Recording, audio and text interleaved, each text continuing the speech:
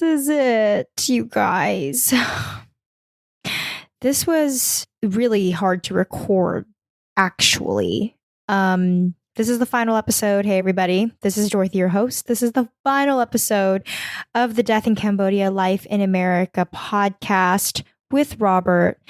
I didn't realize how sad I would be kind of realizing that this podcast is finally closing, and especially towards recording very last episode, it was just grief that I never expected, I knew that this was going to end eventually, but when you do something for 2 years, sitting with my father every single Sunday to have such deep conversations, it was really sad. And you will hear kind of towards the end of the podcast of this episode that I start to get really emotional because I'm finally realizing that this is going to be the last time that I'm going to record with him. And, this journey has been so incredible. I can't even begin to tell you guys how thankful I am for each and every one of you guys who had been following along Robert's journey this entire way.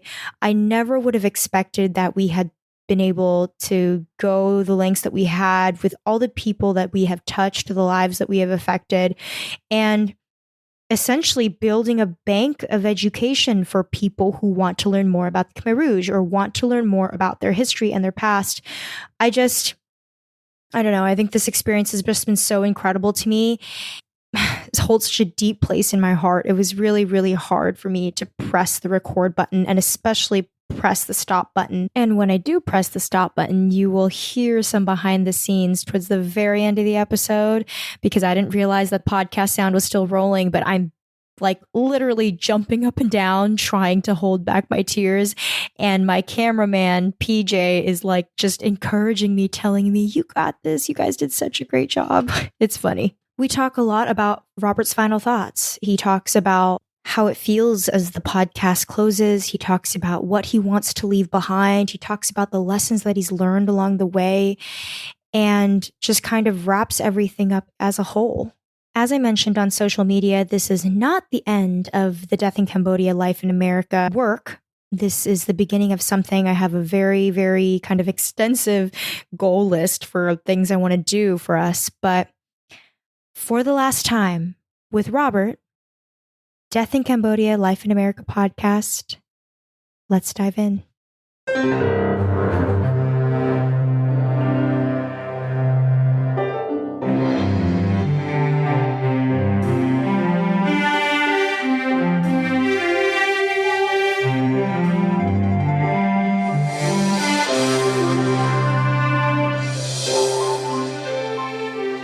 Good morning, everybody, and welcome back to another episode of Death in Cambodia, Life in America.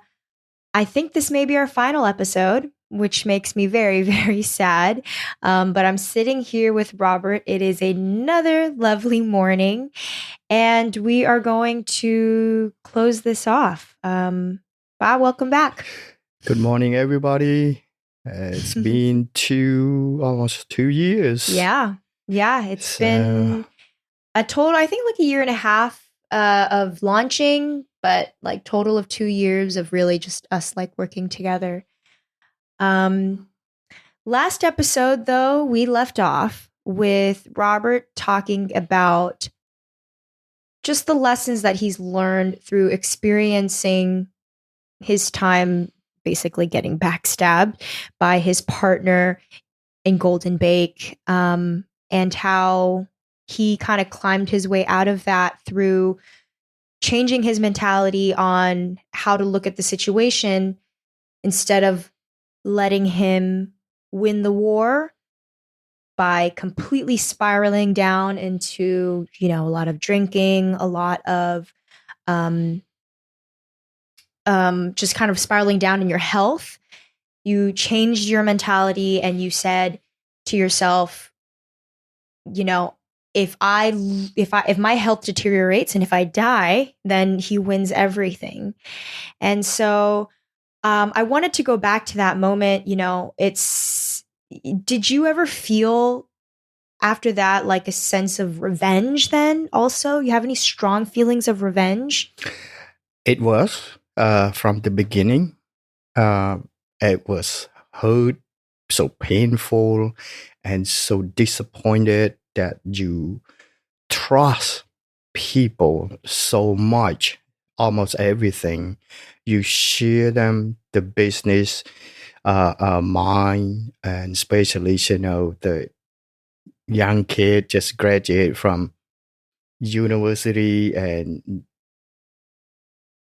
didn't have any experience at all. I want to, hold his hand and build up the business and trust his dad's 110%. And this is So family. it was hurt. And this is family. It's a family too. I think it was hurt because, the people that you trust so much, and then at the end they stab you, in the back. So yeah, it was so crazy. I remember so well. It just the anger, it just so much. Then you couldn't just think it clear. It's just so anger. Mm-hmm. And I was drinking. I was like, what's the word to describe that pain? It just like rage almost. Yeah. And then you always thinking about how I gonna get back to this guy. I want to teach him a lesson. How I gonna do it? How I gonna do it? The anger, yes, the revenge. It was so strong. It was so strong that you want to get, the revenge. Time passed by. I couldn't face myself. I couldn't face any, especially myself. I kept asking myself how stupid I am. Why I trust this person so much. But in my life, I always learn how to trust people. Otherwise, it's just so hard in your life. You just go ahead. Every step that you walk out from your door, you just like, I don't trust people. That's no life for me. So I trust this family very well. And then after the things happened, and then they threw me out because of the contract that I trust them so much. I think we talk about that, a little bit in the last episode. Yeah, there was like one line in the contract that you signed that basically allowed him to do this kind of weird backstabbing thing that was not included in the contract, and so he found a loophole and he was able to do what he did. Yeah. And the strong feelings of revenge. How did you deal with that? How did you deal with that? Oh, it's hard. It's tough. It's just the only thing in your head at that time is just revenge. Have you thought about what are some of the things that you thought about to take revenge? Like maybe going back to Southern California and starting another company and getting back at him and winning? That was the first thing that's my expertise, because I can compete with him. Mm-hmm. And another thing here, you invest a lot of money in Golden Bay from the beginning to build up the business. Right. The money is still in there. Right. And then when he robbed me, he didn't pay me much at all. Of course. I have no money, because if you want to go back to compete with someone, doesn't matter any kind of business, you're gonna have a strong capital. If you don't have enough money, especially distributor business, it's need a lot of capital. So I was pulling a lot of loan to invest the company down south. So that's another thing. So I said, how am I gonna do it? Can I start small to compete with him? Right. And I had enough experience in this type of business. That's not going to work. You're going to have to really, really have a lot of money to back up. Yeah. So that that cross out, and then just when you think the thing that you can, you know, do it, and you couldn't do it, and then even stress you, even you, It hurts even more, I even guess. more, Yeah. even more. You feel So more defeated.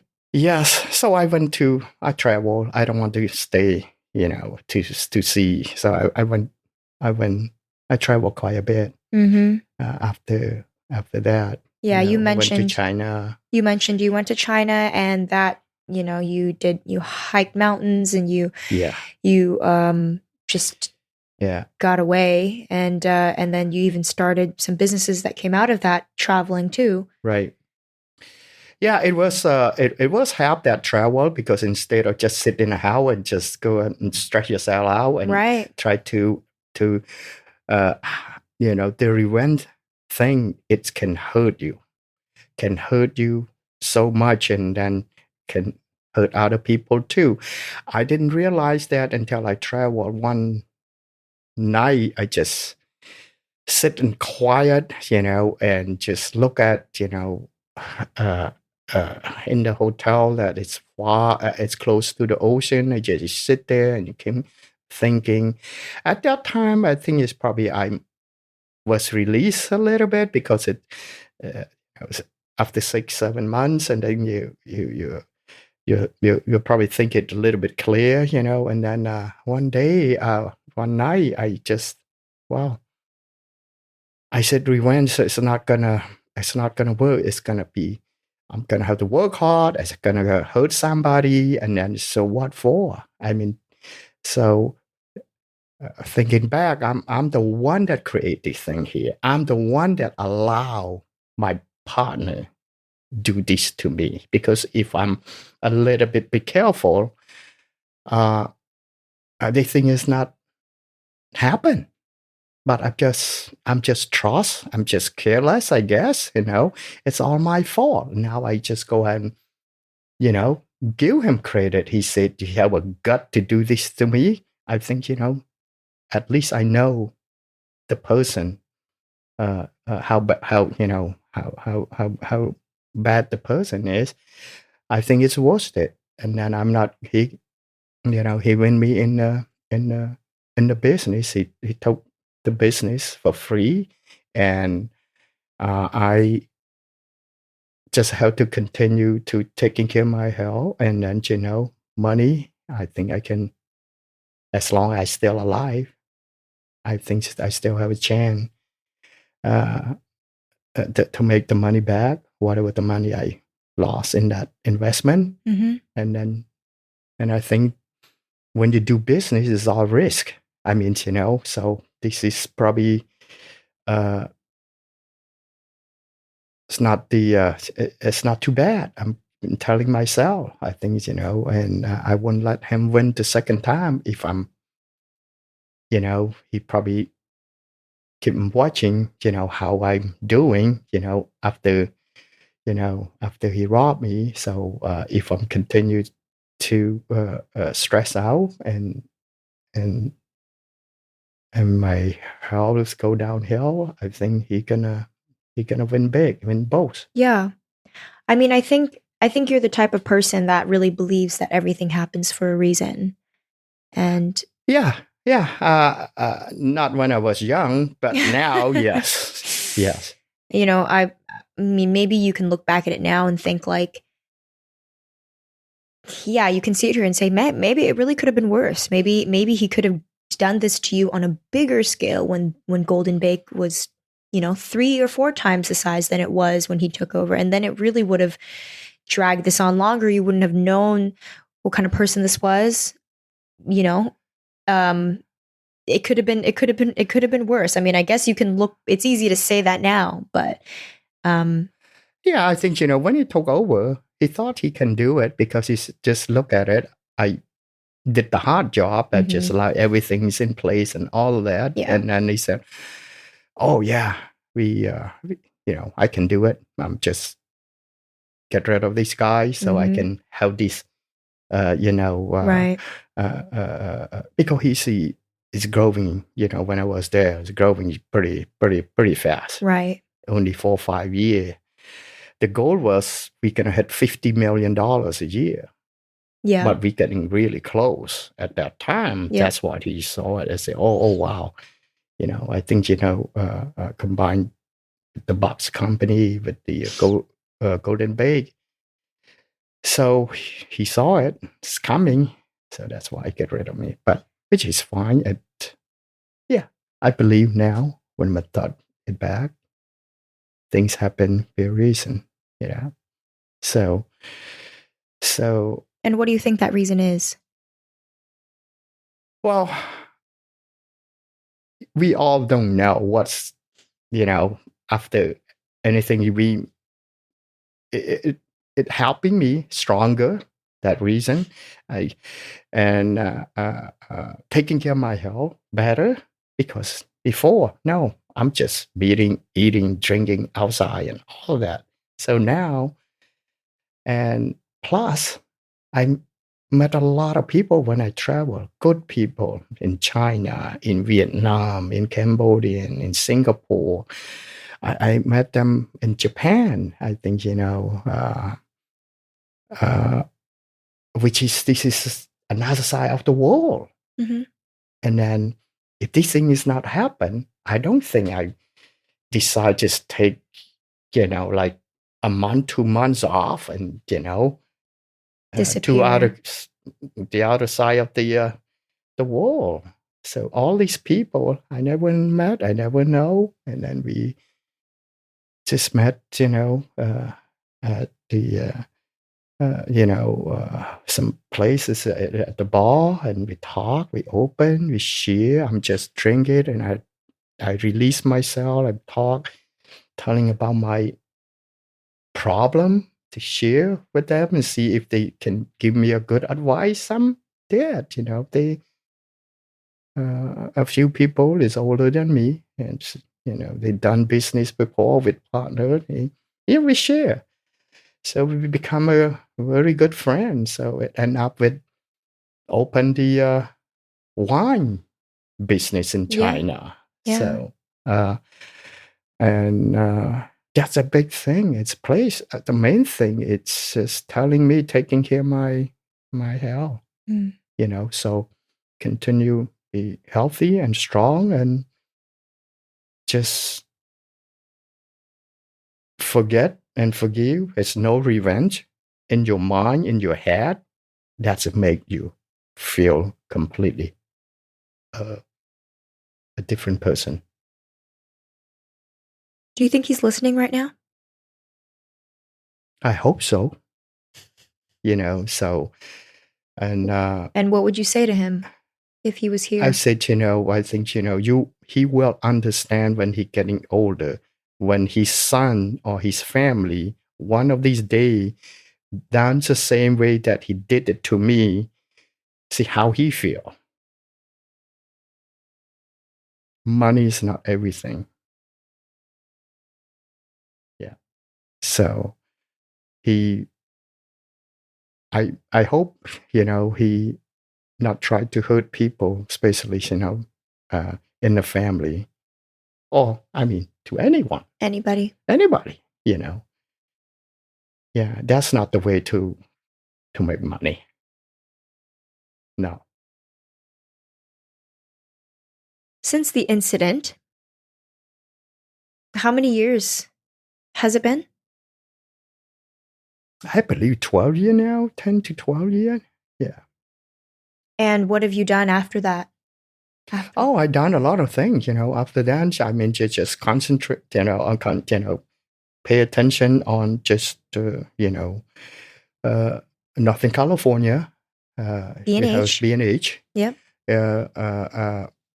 So I can build that up back to a very, strong company to serve the Cambodian community.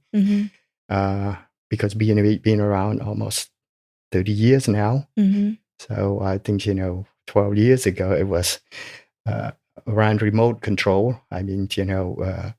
So after I decide, I said, I'm not going to thinking about the person. It's the past. I cannot change the past. I only can change the future.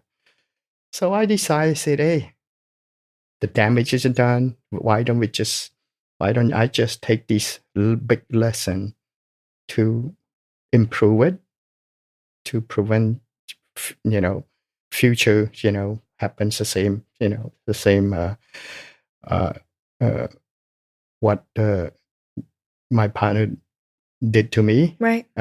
Right. And move on. Move on. Move I mean, forward. yeah, yeah. So I think, the first thing I understand how to taking care of my health. That's, yeah, that That was the big slap that's in the a big face. slap. Yeah. Yeah. And then the second thing, I just go ahead and try to build it up, B&H back, Northern California, and then do some other side businesses like making wine. Mm-hmm. Yes. Just like I mentioned earlier, I met these guys in China. So he become a very good friend, and we share same problem with partnership and all that stuff. So it helped me quite a bit. He have a lot of connection. That's why we're making wine. You probably have like such an emotional connection to that wine. Yeah. When you look at that wine that you created, you probably think back about how that came to be. And then that's why now I feel way better. I'm always thinking, when I'm thinking about it, I say, thank you that he threw me out. I mean, to use that positive thinking. It feels great. It feels good. Look at what I accomplished, after that incident happened. What were some of your goals for B&H? Well, the goal for B&H, Blue, now you've been with the company for 5 years now. I think, it's great. I feel so strong. I feel so happy. And I think you do a good job. I think, you learn quite a bit. And then Thank you. able to run Golden Bake now. I feel very confident. B&H. Yeah, B&H. Mm-hmm. Yeah. So my goal for B&H is just hope that you maintain and continue to grow with the Cambodian community. I think they do need help quite a bit. In the past 30 years, sometimes they have mixed problems, sometimes they have language problems. Right. But in the past, it's probably a lot. But now, seeing the young generation, they have kids, they speak English and all of that, whatever they need. I think, the kid, most of the time, they jump in, try to help the parent. But I think you probably realize too, since you've been in the company for all of these 4 or 5 years, you can feel it. The community, the Cambodian community, it's not easy, to another word to communicate. First, most of the parents, like my generation, is no education at all. No education at all. And they just only know how to work hard, know how to just very basic, simple basics skill. Yeah. So I think, and another thing is the culture too. See, now you born and raised in America, and my generation this is a second. I mean, the culture, it's very, very, very different. Yeah, I mean, I think that's also a question to think about too. The whole phase of donut shops and refugees coming to take over donut shops is now slowly kind of fading because the refugees are retiring, and we have to figure out what the future is for donut shops, which I think and the future for this industry, it's not going to be the same. I don't think there will ever be another huge wave of people like there was back in the 70s and 80s to take over the donut shops. I mean, what do you think really is the future for donut shops? I think the future for donut shop is still continue. People still love donut. It's become such an American staple now. Right. Yeah. Well, donut donut industry has been around for over 60 years. I Yeah. think, you cannot just, it's not going to be fade away anytime soon. But I think, the next generation, like your generation, and then uh, uh, it will be changed. I mean, the way the young generation running the donut business. Right.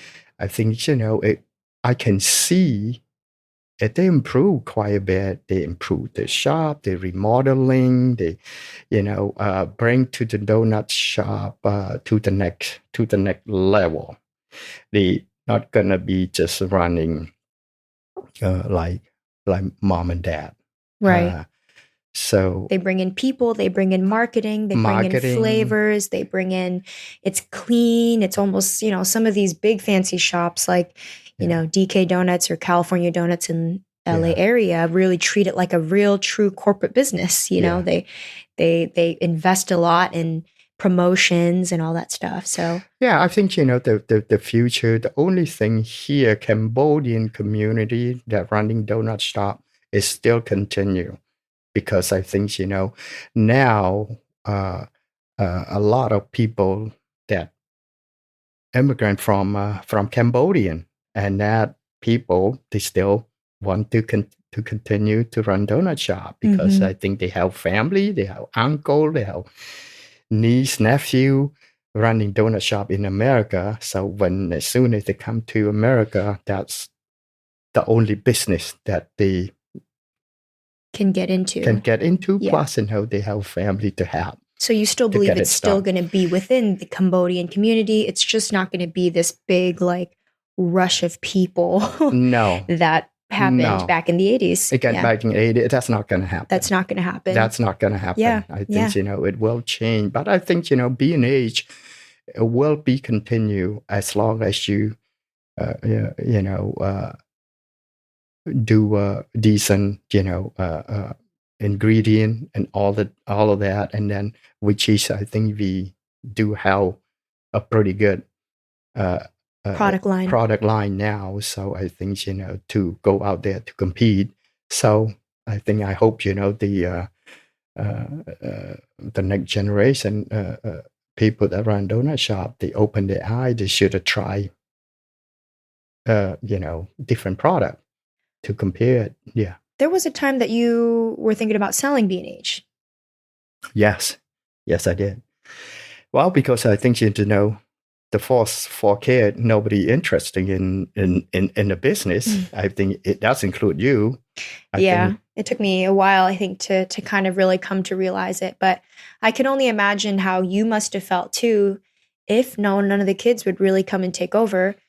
That's not the reason why I came back. I mean, I have my own personal reasons, but I can imagine kind of sitting there thinking like, wow, if none of my kids really want to take it over, like that's going to be the end of it, isn't it? Yeah, it's sad. I mean, the stuff that you build it from your bare hand, and then now you hope that your legacy that that you build just want to continue on for a while, for a long time. So after you're gone, after I'm gone, so but as nobody, I keep asking, the two boy and your older sister is no, but so you say no, but I was planning to sell it, but reason why I want to hang up, because I still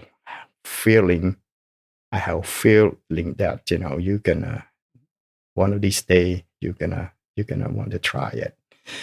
So yeah, here we are. I think I'm glad that you decide to to try it, but now you like it. That's the very important thing. You really like. Yeah, I mean, I think it's been 5 years now. I've always had leadership roles, even in high school and in middle school, and I think it comes a little bit naturally to me. But it also feels good thinking that I can carry the torch on and be a resource for the rest of the community, for the donut shop community. Because I feel like if I don't do it, then they're kind of left out. They don't really have anybody on their side. They only have these big corporate companies that really don't care about them and don't care about the ingredients and Right. Nobody in their own community to kind of help them.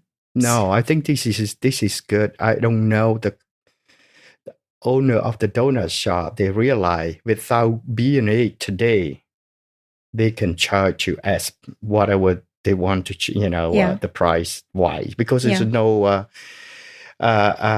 competition. Yeah.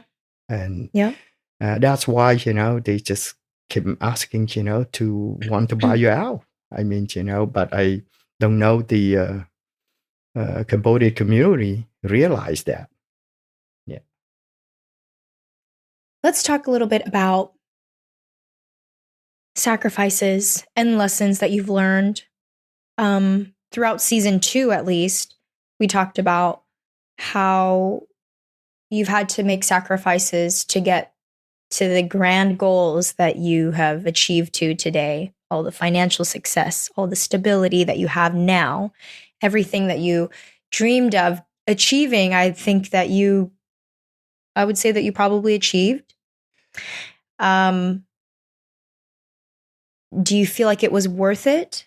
Everything that you've sacrificed now that you're sitting here at 64 years old? Yep. No, it is. It is worth it, but it's not a easy journey.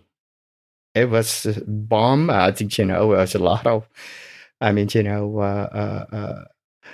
from Cambodia, I don't know, my life, it's just probably a little bit special, different from, when I was 3 years old, grow up with the uncle, grandma, and grandpa, and then, when you get to and 8, 9 years old, then you live with your parents a little bit, and then exciting with all that, because mom and dad was rich in a poor country.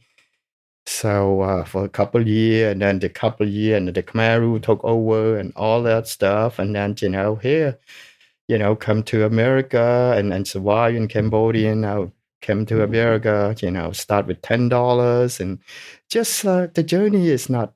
You're gonna have to fight every single step. What have you learned about family and work and life? After, recording this and sitting here for the past 2 years, it's kind of like you have to reach back into, memories that you probably didn't realize you remembered. And even probably for the first time sitting here now, you can have like a overview of your life. What are the lessons that you feel like you've learned now? Well, I learned quite a bit. This is life-changing, since we start about 2 years ago. It was tough from the beginning, but I think, after for a while, the more that I speak out, the more I have a chance to tell the story of my life. It made me a completely person that I don't have to bear any hurt, any pain that deep inside anymore. This is great. So I hope that my story, that can change other survivor to try it, because that's the purpose of this. So that's the big thing I learned from this podcast. That healing is possible. Oh yeah, yes. Yeah. Some people don't have the opportunity to kind of sit down and have this kind of healing journey that I feel like we both have been on the past 2 years. Some people, though, they learned about the guy who ran Tuol Sleng. Tuol Sleng. Yes. And the guy who got prosecuted, Comrade Dutch, I believe he was called. And that for them was very healing to, at the very least, see somebody who during the Khmer Rouge was a big leader actually get, charged for something, for what he's done in the past. Do you remember hearing about that news? And how did that affect you? Yes, I did. That is, it's a fact. I mean, but pretty strongly, because I think you can bring your memories back to uh, to what it was. But see, sometimes it just uh, uh, that's why you quite not understand whatever they did. I mean, killing people and all of that and all that stuff. I think you try to understand why it happened to us, why it happened. Uh, uh, uh, that's why you just stuck. I think there's a lot of people stuck, in their mind. That's why they keep, sometimes they have nightmare and all that stuff, because if they understand why they just killing us, have some reason, maybe, oh, I'm robbed somebody, I did something wrong, they kill, but they have no reason. They just, yeah. Did it make you feel better that he was getting prosecuted for his crimes? Oh yeah, yeah. I think he should. Yeah.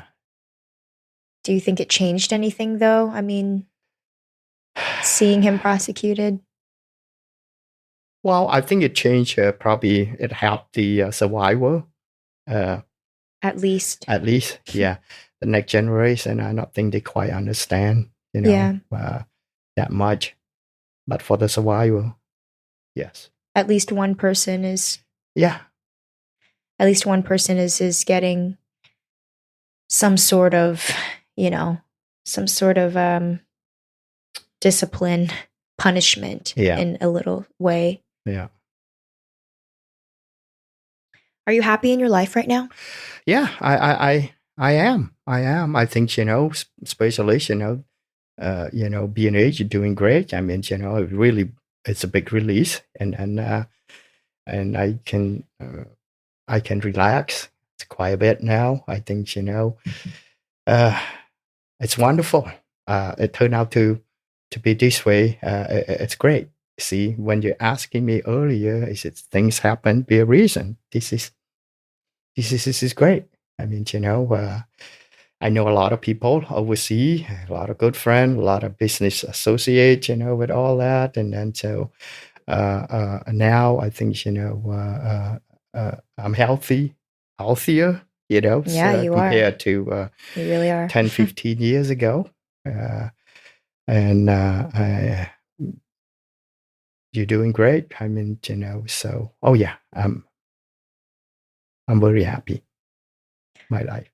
But the only thing I just want the 4 kid understand, because I'm sacrificed, asking me, yeah, I'm sacrificing a lot about, the family to try to chase my, dream. Uh, uh, I hope all the kids understand, but why? Yeah. Understand why? Why that, what I did, that's not, it's hardly stay home, to be with you guy when you guys, when you were young. So do you feel regret about that? Yeah. Sometimes. I miss all the the fun part. I mean, now when I see the two grandkids, I said, gee, I miss all of this with my 4 kids. So yeah. I think everything has to come with a cost, though. I think that's probably something that you learned as well. Yeah. Well, that's why I don't know, it's the same, now in your mind, you try to make up, Yeah. Yeah, and try to get together once or twice a year in a family and all of that. But it's not the same. When you got 5 years old, 6 years old, that fun, it's a different from now getting together, yes, I think, we can talk about the past, when what I remember, when you guys was little, Mhm. 4 or 5 years old, all of that. So, yeah, uh, yeah, yeah. And that's the only thing that the rest of them, it's good. It turned out to be pretty. I'm lucky that the 4 kids turned out to be very healthy and happy, get a good job, get a good career. So that's my dream. That's part of my dream. So do I get 100%? I'm satisfied what I have now. Yes, I'm very satisfied. I'm very happy. So, and not because of me, everything. No, because of the your guy, you, the kid, and for maybe forgive me that that I didn't really spend much time, and you guys all understand. That's a big help for me. Yeah, Yeah, I mean, and sorry. mentally, yeah, yeah, yeah, I mean, I hate to make it feel like it was your fault. yeah, I don't think it was. I think it's just, and I think there's probably a lot of people out there who have it yeah. so much worse. Yeah. So it's just like, But I think it's good, it turned out to be, when I sacrifice all of the things, that you guys sacrifice, that understand, it turned out to be, we got at least at the financial part, yeah. So what happened if that I'm try so hard, but that came out, to today it got nothing. I don't know how you guys feel that, said, oh, wow, so you wasn't really spend some time enough with us. So now at the And end, then I what do we mean, got I'm from it? 60 some years old. It's still probably, live, like checks to pay check, paycheck to paycheck, I Yeah. think. I Uh, mean, but yeah, exactly. And it's not just that. I think it's just like, it makes it's really hard as like the child to be in this position to feel like you just don't want to you don't want to you just know how much that you've been through. And I think this podcast is healing for everybody, not just you, especially the kids, because it's like, I didn't know what you had survived. I didn't know what you lived through before all this. And like, if I didn't know, I probably just would have thought like, oh, he's just, doing all of this stuff for the money. Like money was more important the family, than me, yeah, but when I learn about your history and I learn about your past, I can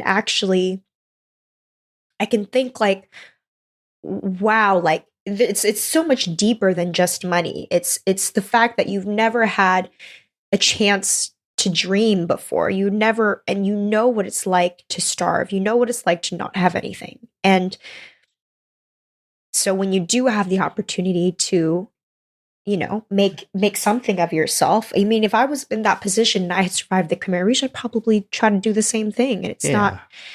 So, I mean, it just puts a whole lot more context to everything. Um, and I think that's probably not only what I needed, but probably the rest of the kids too. Yeah, no, uh, Since launching the podcast, Father's Day 2021, we have gone viral several times, have over 40,000 downloads, listeners from every country of the world, and have been featured on CBS National News and South China Morning Post, which is international news. Did you believe that when we first started, it would be this big? no, I never thought that, and then I never dreamed that this part can go that, well. But which is just great. So at least people listening, and hope. I hope the big dream is to the survivor that listen, see if I can, change their life. I know every survivor is getting old now. I'm Yeah. 64 today, and probably a lot of them is over 70 or 80. But it's not too late. At least, you don't want to carry this nightmare with you, all the way. I think if you can stop it, even, at least try it. And do you think So I they'd want never, to? Do you think they want to, though? Is it probably possible? most people, they carry so, for 40, 50 years already, Yeah. they might be just give up. They said, hey, I'm going to take it with me. Most, I believe, it probably 80, 90%, I guess. But at least we try. I think, what that Apple to help to help them. I hope, if we can help one person, it's good. It's good enough. Good enough. Yeah. So I never dreamed that, this is podcast go this big. So go this. But it's great. I think it only just goes to show that, this whole podcast of like recording in-depth conversation of exactly what happened during the Khmer Rouge is just something that's not out there. It just shows that that the public needs it, that the public is looking for that kind of content, and that something like what we did here, sitting here in this small room with this Home Depot plastic table, really can turn into something really, really, really big. What kind of impact do you think and hope this podcast will have on the world? I mean, you mentioned healing, but what do you want to be remembered for? Well, I think uh, the podcast, like I mentioned, it's the only thing to remember. I think, the experience and all these past 2 years, I think, it just held and release. This is the main thing. Uh, and, uh, uh, and thank you that the one that convinced, when Kim talking, convinced me to do this. But it's great. It's more than uh, change your life. Like repeat it just make me to be a very, very, very happy person and healthy. Yep. We have a lot of listeners that followed your journey, I would say, from the very, very beginning. There's some listeners that message me every time that I launched an episode, especially one that was like hard to record. They paid attention and they listened all throughout until the fall of Golden Bake and you climbing up 99. And we've touched so many lives through this podcast. What would you say to all of our listeners? Well, thank you for listening. And spend your value time to listen to my personal life story. And I hope this story can help the old young generation and to succeed their life, whatever they dream. Because of my life experience in the survival, and to change my mentality when I got to the United States. So do some business, some mistake. I hope all the listener out there can take this my mistake to learn if they face a similar deal or situation, so don't fall into that mistake. Well, I just want to say thank you, Ba, for letting me interview you. and shoving a mic in front of your face. I couldn't be happier with the impact that we've made and how far that we've come. It wasn't expected that you were going to heal, but it was a come to be the most important part of this whole thing. I initially thought that we would just, buy some cheap mics and have something saved so that maybe our grandchildren can have something to listen to and our great great grandchildren. But it ended up being so much more than that. And I just hope that this conversation and this podcast can be an example of what can happen for the community, what can happen for the remaining survivors and whoever is left. Yep. It's sad that we, this is a final episode, but I hope, all the listeners out there, if they do want to contact us or have any questions, I'm still around. So I really hope that we can continue to do something to help the survival. If we can get together once a year, that's my dream. So we can share the story. I believe the survivor out there, the story probably 10 times. It's a horrible thing that happened to them in Khmer. They should just come out and share that story with the world. Yeah. This is only the beginning, I think. The end of the podcast, but I think beginning of something else.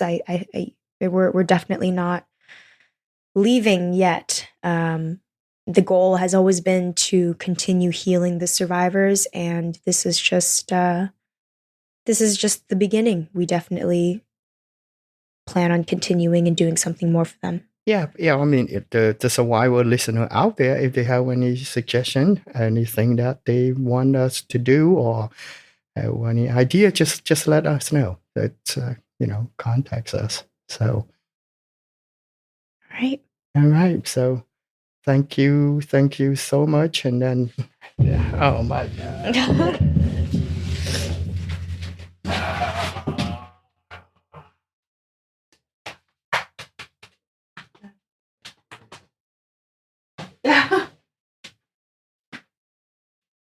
Woo! Yeah.